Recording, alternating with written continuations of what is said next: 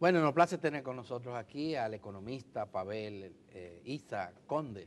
Contreras. Isa Contreras, Lourdes, me va a matar si no menciono eso, ¿verdad?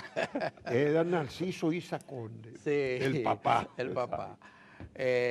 Isa Contreras, bienvenido Pavel, y por supuesto te hemos invitado para conocer un poco su opinión con relación a lo que está pasando en la economía. Ahora se está hablando de un pacto fiscal, se habla de un déficit fiscal significativo que se incrementó durante el proceso electoral, durante los últimos meses. ¿Cuál es la situación real?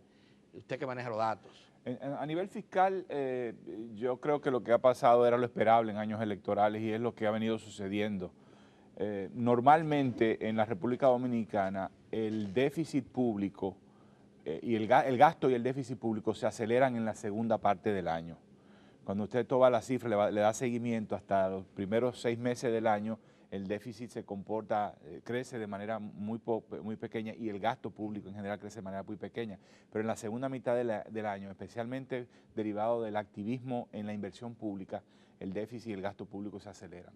En años electorales es totalmente al revés, es muy sistemático eso, y este año no ha sido la excepción. El gasto público se aceleró de manera significativa entre enero y abril, y en particular, no tanto por el gasto corriente, más que nada por el gasto en inversión pública, y a la cifra hasta abril, que era la que hasta ayer era hasta donde había publicado la Dirección General de Presupuesto, reflejaban que casi el 50% de todo el presupuesto de inversión pública ya había sido gastado, entre el 40 y el 50, no recuerdo la cifra exacta. Lo previsto para el año. Lo previsto para el año, o sea, algo muy inusual en años no electorales. Y el déficit público ya más del 40% del déficit ya había sido, por decirlo así, gastado en los primeros 4 meses del año. ¿En qué fue que se Y ahora ya casi hoy salieron publicadas las cifras hasta mayo, y indican que ya se ha consumido el 50%, es decir, cuando se le añade el mes de mayo, sube la cifra, pero sube poco, lo que significa que ya en mayo el gasto público empezó a restringirse. Por lo tanto, lo que podemos esperar en el resto del año es una desaceleración importante del nivel de inversión pública en procura de alinear las cifras que van a ser, con las que cierran al final de año con las metas del presupuesto, que es de un déficit de 77.000, 75.000 millones de pesos. ¿Se cumplirá con eso? Puede que quede un poco más alto, pero o pudiera ser que esté cerca de esa cifra. Bueno, ha habido una precisión, la Dirección de Presupuesto ha tenido una precisión impresionante en llegar a las metas de déficit. Yo pienso que ahí hay un poco de flexibilidad en la contabilidad. De todas maneras, no podemos argumentar. ¿Y qué significa flexibilidad en la contabilidad? Bueno, que las reglas de contabilidad pública permiten cierto nivel de acomodo del registro de los gastos. Entonces hay gastos que pudieran ser, por ejemplo, imputados en meses posteriores a través de financiamiento bancario, por no, ejemplo. pero estoy hablando simplemente de asiento contable. Simple registro. Y también puede suceder que sea por financiamiento de corto plazo. A título personal en un banco avalado por el Estado. También hay operaciones financieras. O puede ser pero no aparece financiamiento de muy corto plazo que no pueden ser registrados como deuda pública, también ayudan a eso. Pero de todas maneras, yo pienso que en general las cifras que se ha venido publicando no están demasiado alejadas de lo que no hay un desalineamiento, porque eso se refleja mucho, por algún lado sale. Pero el que si tú te desalineas mucho, la semana pasada dijo en el almuerzo del Grupo Corripio, dijo Ernesto Selman, que el déficit iba a llegar probablemente a 150.000 millones, el doble de lo que estaba en el presupuesto. Todavía el miércoles pasado dijo eso. Me parece que es una cifra muy elevada. No sé por qué, cuál es el sustento de eso. Probablemente está incorporando el déficit del Banco Central, que es del orden del 1.2, 1.3% del Producto Interno Bruto. 50.000 millones de pesos este año. Bueno, si 2.3% del Producto Interno Bruto es aproximadamente 75.000 millones, digamos la mitad de eso, estamos hablando de 35.000 millones quizás, el déficit en que incurre el Banco Central por sus operaciones de mercado abierto, es decir, de colocación de títulos, pero como tiene que pagar intereses sobre esos títulos, entonces incurre en un déficit. ¿Y cómo paga por eso? Emitiendo más títulos para poder redimir los intereses y la denuncia que deuda. se ha hecho de que el Banco de Reserva también habría caído en algunas dificultades, Me habla de encaje legal. me parece exagerada. Me parece exagerada. Yo creo que el Banco de Reserva ha estado expuesto a operaciones con el gobierno, pero probablemente no creo que lleguen a un nivel de meterse en problemas. El Banco de Reserva también lucra del gobierno. Se beneficia, es agresivo. Yo recuerdo a un amigo de ustedes, ex viceministro de Finanzas, de Hacienda, quejándose de cómo el Banco de Reservas era muy agresivo. Es decir, le ofrecía una ventana de salida muchas veces al gobierno que no tendría con la banca privada, pero al mismo tiempo pagaba por eso y que era muy agresivo. Claro, él estaba defendiendo los intereses del Estado, mientras que el Banco de Reserva va a defender los intereses del Banco de Reserva, que aunque termina siendo del Estado, pues... tiene una dinámica propia. Tiene una dinámica propia muy de mercado, ¿no? Entonces se quejaba de que el Banco de Reserva mordía duro en términos de los intereses. Entonces, yo creo que si bien es cierto que el Banco de Reserva apoya al gobierno, también es cierto que tiene reglas que obligan al gobierno a pagar un alto costo por ese tipo de operaciones. ¿Y está pagando el gobierno? Probablemente, y la verdad es que de seguir las cifras en detalle no las tengo, pero es un mecanismo que le permite al gobierno ser más flexible con las finanzas públicas. Pavel, el debate está casi centrado ya en la nueva discusión de un pacto fiscal, que muchos temen que sea tan difícil que los políticos no han querido ajustar el gasto y se quede otra vez en un nuevo parche tributario, como ocurrió hace 4 años y como ocurrió con las 10 o 11 legislaciones desde el año 2000 para acá en materia de impositiva. ¿Cuál es tu visión de la situación? Mira, la verdad es que las señales todavía no son muy claras de parte del gobierno. El presidente Medina había dicho, y yo creo que lo hizo apropiadamente, de que el énfasis de la reforma tendría que ser en revisar, pero utilizó, si mal no recuerdo, o por lo menos eso fue lo que dio a entender, la idea era el énfasis, no cerró las puertas, sino que habló de una reforma que ponga la fuerza en la revisión de las exenciones y en el ataque a la evasión fiscal. Yo creo que son dos temas muy importantes. No son suficientes esos dos temas, pero creo que poner énfasis en eso creo que es muy relevante. Pero ahora el gobierno ha salido, la presidencia misma, ha salido con una campaña en la cual aparentemente está cerrándose las puertas. Está diciendo, esto no es una reforma para aumentar tasas, no es una reforma para crear nuevos impuestos, es una reforma para ser más frugal, y es una reforma para atacar la evasión y es una reforma para revisar las exenciones. Pero cuando uno toma eso, vamos a suponer que sea verdad. Está haciendo un compromiso con toda la ciudadanía, por una parte, y con el país.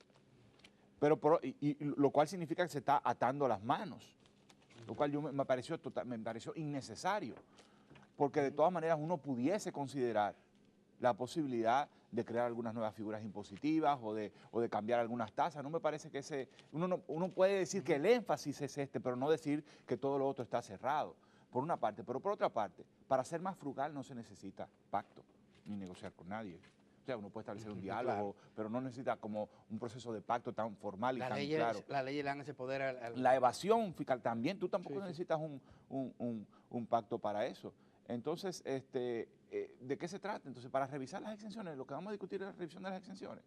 Bueno, entonces me parece que están mandando unos mensajes que no están todavía del todo claros, a menos que sea sencillamente una carnada política, pero me parece muy burda decir que no se va a discutir nuevas figuras impositivas para después amarrar, pero al final le van a decir al gobierno, pero usted se comprometió, usted dijo que era para esto, y ahora usted me sale con esto. La verdad es que es un poco... Es que el gobierno parece que está en una situación muy cómoda, porque se insiste en que la economía seguirá creciendo al mismo ritmo que lo hizo el año pasado. Ese es un elemento importante. Yo no estoy viendo en este momento una situación de crisis inminente que obligue a una reestructuración fiscal urgente como fue en el año 2012.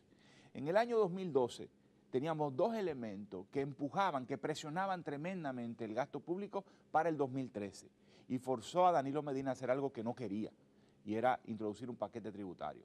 Uno era el aumento del gasto público en educación, en el orden del 1.5% del PIB, aproximadamente era muy alto el aumento por el pacto firmado. Y el otro es que los intereses de la deuda sobre la deuda pública ese año siguiente aumentaban en casi un 1% del PIB, el pago. O sea, estamos en una situación de un año a otro de cambio muy fuerte en los compromisos financieros del Estado. Ahora, en este año no me parece que ese sea el caso. Me parece que es una situación fiscal difícil, restringida, pero no hay, yo utilizo la figura siempre de no tenemos el arrecife enfrente.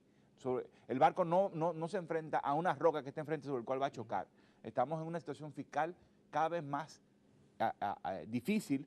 El barco se va acercando a la playa, pero no tiene una roca. O sea, si sigue así va a encallar. Hay que sentarse a discutir cómo hacemos torcer el rumbo del barco, pero no hay una crisis. Se atribuye esta situación que tenemos hoy de crecimiento sostenido, si se quiere decir, de la economía, básicamente a la fuente del financiamiento externo. Bueno, el gasto público ha sido una fuente de crecimiento. Sí, es mi impresión. Es decir, el activismo del gasto público ha ayudado a mantener la demanda agregada arriba. Y ese gasto es posible y eso es posible porque hay financiamiento, todavía hay dinero barato en los mercados internacionales. La Reserva Federal no termina de ajustar las tasas de interés, la crisis no termina de ser superada y por lo tanto el gobierno se está beneficiando, el gobierno dominicano y otros países se están beneficiando de la disponibilidad de dinero barato. Y ahora, de nuevo, al mismo tiempo hay una reducción en el precio del petróleo que le ha permitido un superávit, o digamos una reducción del subsidio al sector eléctrico que le permite también más disponibilidad de efectivo para acometer proyectos como el caso de las plantas de Punta Catalina. Pero eso es el caso del petróleo que estuvo tan barato el año pasado y hasta los primeros meses de este año ha comenzado a subir ya está a un precio.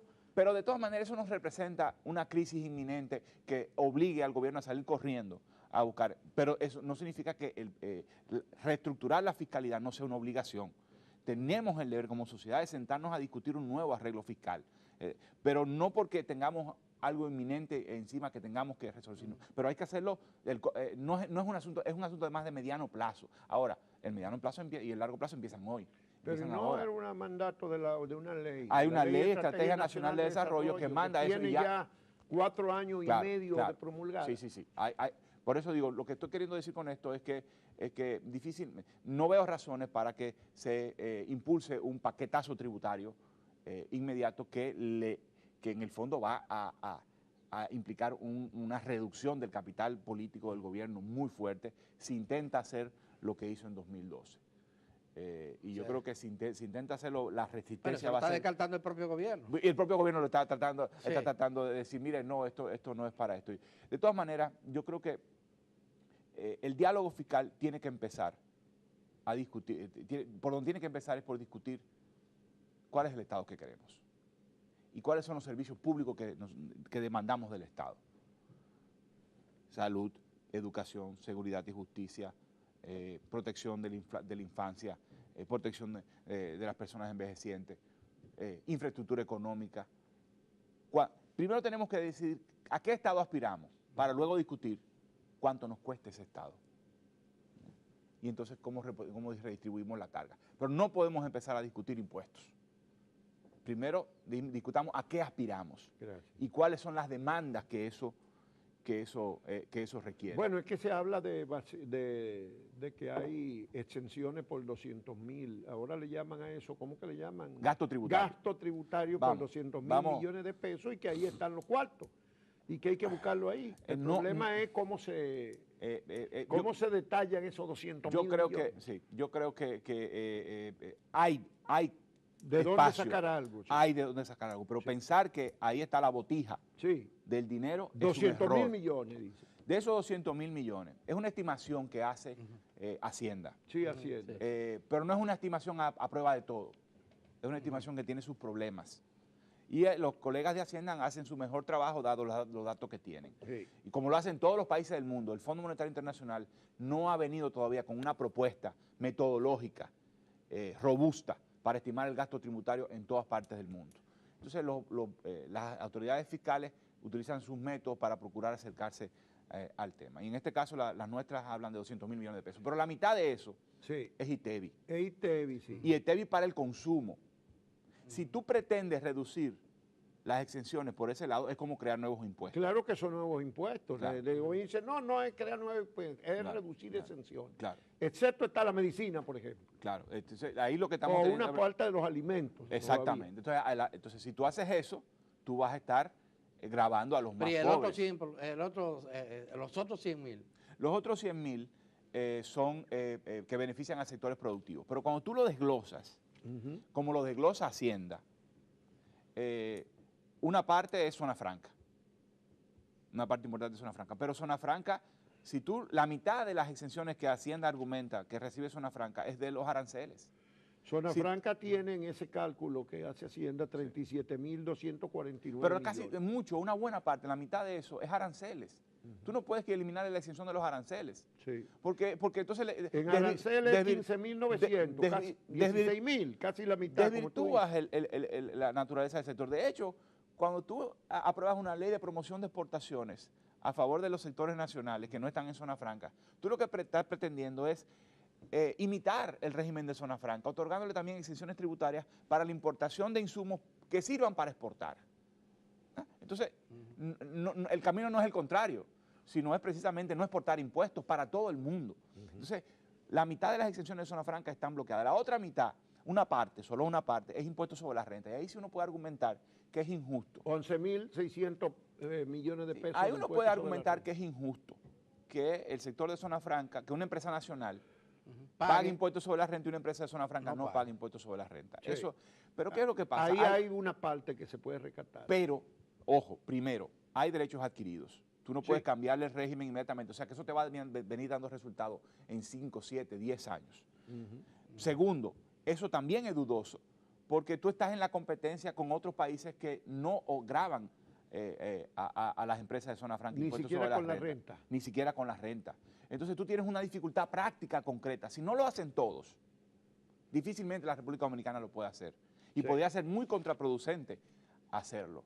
Entonces, si no lo hace todo el mundo, un esfuerzo coordinado para que no haya esta competencia, yo sería muy cauteloso en tratar Bueno, ya ahí llevamos 140.000, 103.000 por el ITEVI y 37.000 por zona franca, van 140.000, nos quedan 60.000 todavía. Luego está el sector eléctrico. El sector eléctrico aparece con 20.445 millones de exenciones. ¿Pero qué es eso?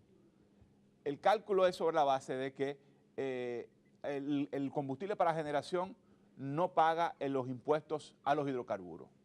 La pregunta que yo tengo es qué país del mundo o qué país de la región grava los combustibles para generación en el mismo monto en que grava los combustibles para el consumo, digamos, de un hogar o de un vehículo, de los individuos, de las personas físicas o de las empresas cuando compra combustible. El impuesto sobre los combustibles para generación tienen un tratamiento tributario diferenciado en casi todas partes del mundo. Porque además, si lo quita, ¿cómo se refiere a eso? Claro, sube el costo de generación de la empresa, va a disparar el propio de la planta de generación. Las generadoras se lo van a traspasar al precio de la distribuidora. Al comercio, la distribuidora a los hogares. A los hogares, pero como no va a poder cobrar todo el precio, entonces el gobierno va a tener que aumentar su subsidio. Entonces lo que le cobra la generadora, por un lado, en impuestos a los hidrocarburos para generación, se lo va a terminar dando a la distribuidora en subsidio. O sea no que lo van a poder cobrar. sale más cara la sal que el chivo. No tiene sentido. Entonces ahí van otros 20.000 y ya vamos por 160. Nos quedan 40.000. Bueno, entonces, sí hay espacio, por ejemplo. Turismo. Vamos a ver, yo creo turismo. que se puede racionalizar. Ese es otro que se menciona mucho, pero turismo no es tanto. No, pero... Son 5.800 millones de exenciones. Según lo estimado por Hacienda. En este estimado, sí. En ese estimado que tiene su problema. De turismo. Y de eso, tiene los datos. Sí, no sobre hay la renta no hay nada más son 844 millones.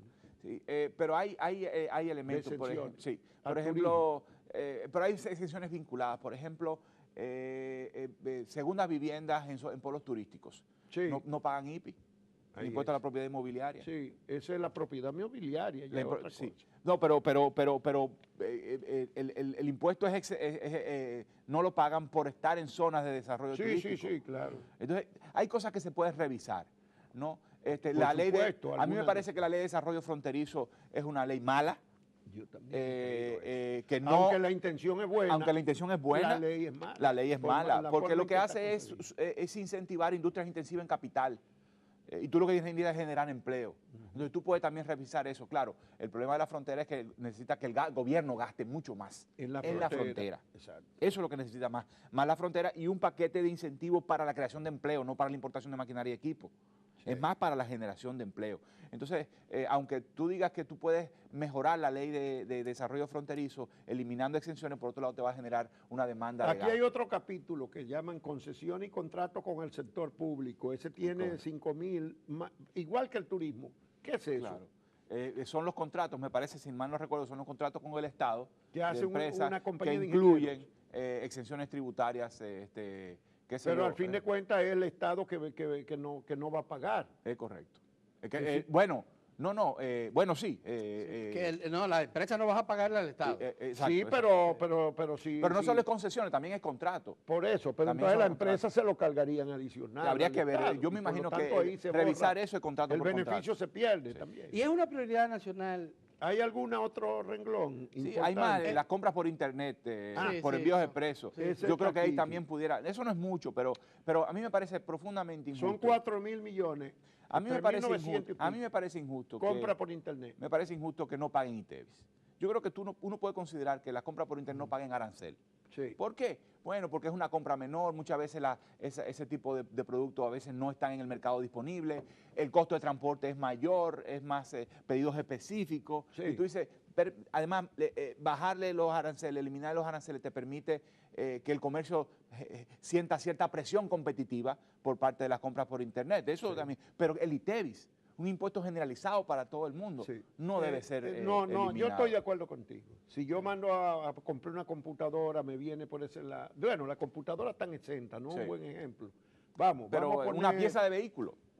Una pieza de vehículo. Sí. En cambio, si la que no está disponible en el mercado. Si la misma pieza la compra otro en el mercado, tiene que pagarlo. Exactamente. El ITEVIS y el arancel. Y el ITEVIS. Los dos. Entonces yo digo, bueno, a lo que pague el ITEVIS, aunque quítale el arancel, porque bueno, es un pedido de una sola pieza, no está disponible en el mercado. Y además, repito, en algunos casos, repito, estamos discutiendo esto de reforma fiscal hace mucho. Ese es el tema prioritario de la economía ahora mismo.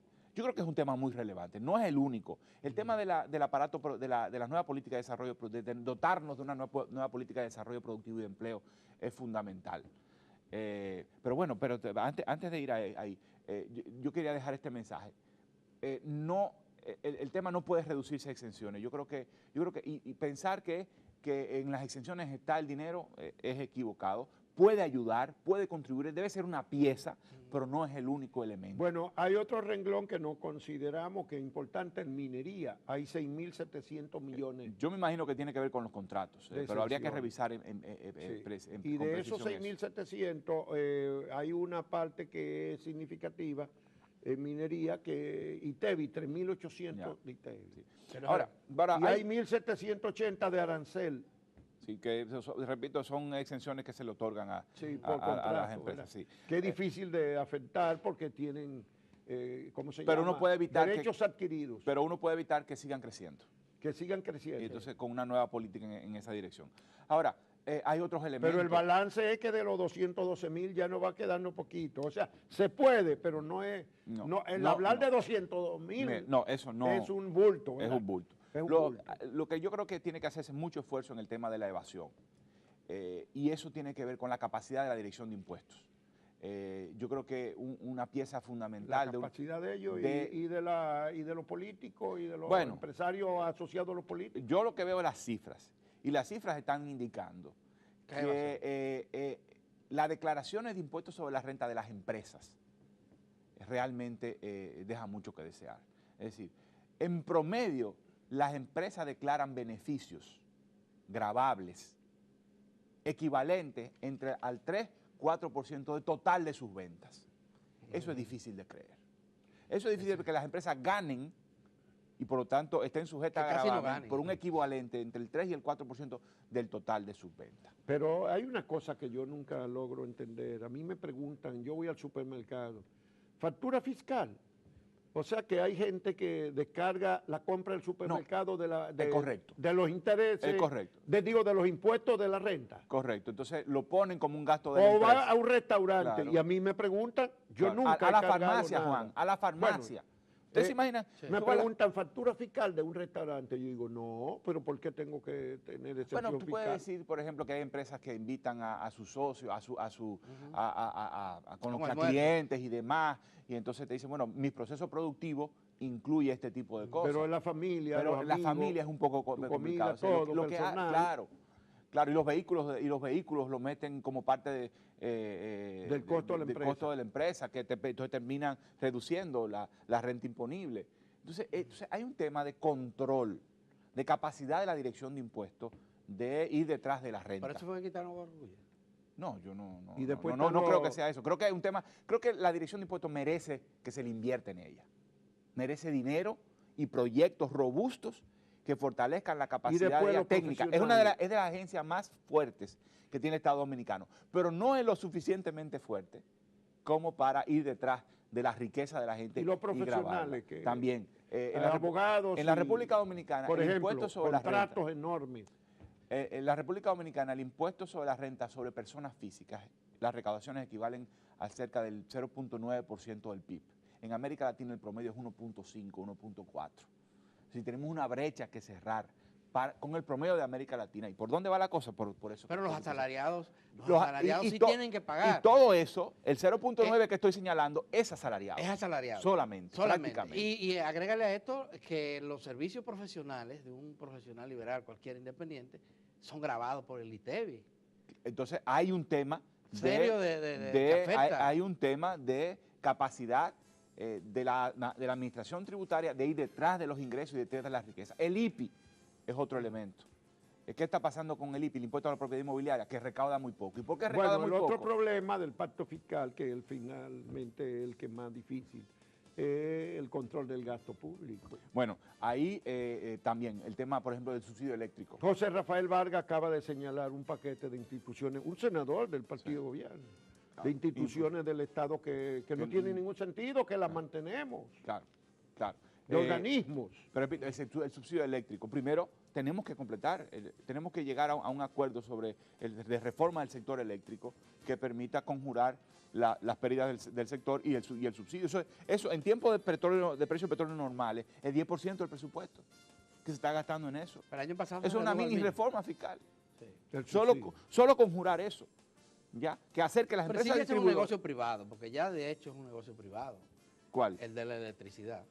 Bueno, la distribución tiene una pérdida muy importante. Es decir, la cantidad de energía que compran las distribuidoras es, digamos, pero 100. ¿No sería la propia distribuidora la que tiene que resolver ese problema? Por supuesto, pero no son empresas que hacen su trabajo en reducir las pérdidas. Pero tampoco no hacen su trabajo en dos sentidos. Probablemente son un botín político, terminan siendo un botín político. No son empresas que se comportan comercialmente cuando deberían comportarse comercialmente. Y segunda, no tienen el dinero y no se le ha invertido para hacer su trabajo de cobro, porque una parte de a veces no tienen contadores. Por eso, la gente no tienen postes. Pero han duplicado el número de empleados. Pero exactamente. Entonces es una combinación de, en vez de haber invertido en plantas de carbón, con todos los problemas que han tenido, de financiamiento, además es energía del siglo XX, contaminante, aunque, claro, financieramente era imbatible, pero si se hubiera pero ahí no es que estaba el problema fundamental. Pero uno se queda sorprendido de ver que en México contratan una planta para 700, 800 kilovatios, megavatios, por 400 millones de dólares. Habría que ver, ahí hay temas, pero sí, aparentemente no ha sido adecuadamente explicado por qué se seleccionó la oferta más cara, ni adecuadamente manejado, hubo poca transparencia y atacando el problema, en mi opinión, por donde no es. O sea, no significa que no pueda contribuir energía más barata a reducir el subsidio y el déficit, porque si usted pierde, la mercancía que pierde es más barata, obviamente va a ayudarle. Pero el problema fundamental Pero es la no fuga. sigue robándose energía eléctrica. ¿no? Claro, por supuesto. Hay dos cosas. Primero, se pierden por el estado de las redes. Tres cosas. Se pierde por el estado de las redes. Se pierde porque se las roban y se pierde porque usted no cobra. Son tres cosas. Sí, sí. Son las tres cosas. Y no hemos podido afrontar el no cobro es, la no facturación es por falta de inversión.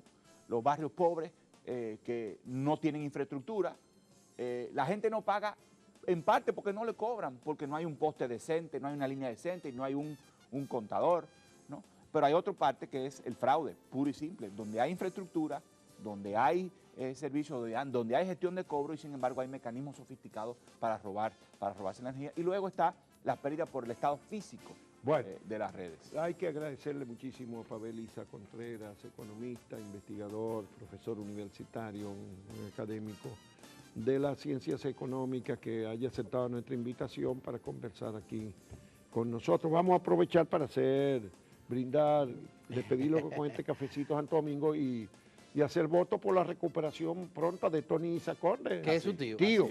Y además en llave de todos nosotros. Se está recuperando. Que se está recuperando de un problema cardíaco, digamos, de origen cardíaco, en un hospital de Florida ahora mismo. Gracias.